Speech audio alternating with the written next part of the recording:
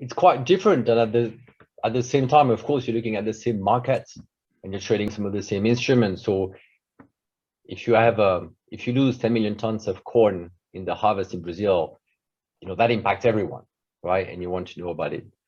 But for some, the core business is knowing about it a lot faster than others and acting very fast. And if you put a profitable trade and let's say 3 days later, the rain comes in the forecast and you take your profit, then that, for some, that's the core business. For others, maybe you're already covered 12 months out and it changes your view and you work on a different strategy, but you have a very different time horizon.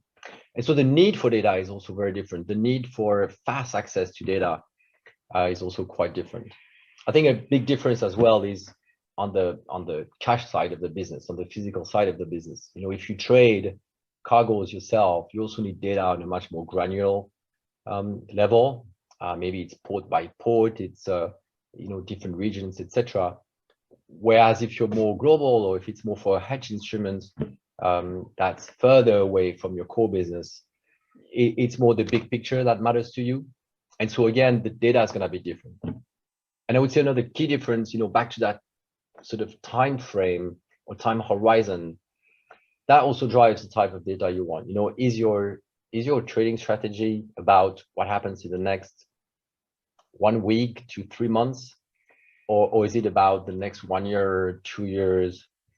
And that impacts the type of data you have. But a big difference as well is if it's your core business, you're probably going to invest a lot more in data and analysis than if it's not, right? And I think that's where the trading houses manage to remain competitive by investing in that space.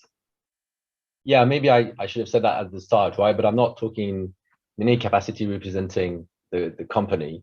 All these views and opinion are my own.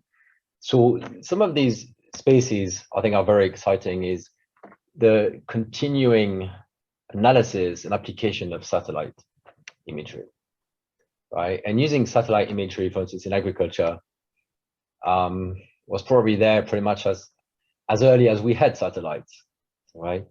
But if you see the use of AI or machine learning, and image recognition is maybe the area where these perform best. So it's very well suited to satellite imagery.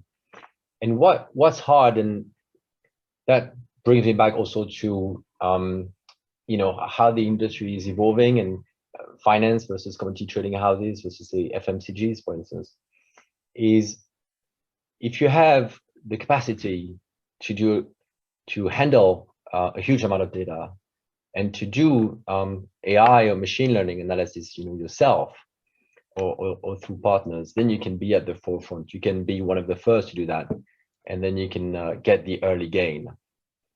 But for the broader industry, once you get a few specialized companies that manage to turn the data into the actionable insights you need, then that's kind of a game changer because it levels the playing field. So it allows producers, consumers who might not have the capacity or the size to invest and be at the forefront, but it allows them to catch up and be at a more level playing field. And I don't think we've seen the end of this when it comes to using satellite imagery to derive a good view on crops, a good view on mining, etc. And some of that, some different industries are at different stages as well. And some of these problems are harder than others. But I think that's one area that's where you see quite a few companies pushing hard at the moment.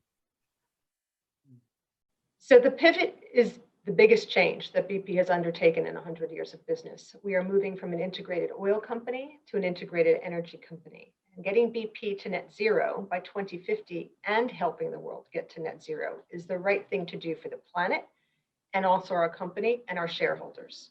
While we look to be a leader in the energy transition, it is still a transition. And so we will continue to deliver our resilient hydrocarbons, selectively delivering the operating cash both for our shareholders and also so we can grow our gas, power, and other low carbon businesses.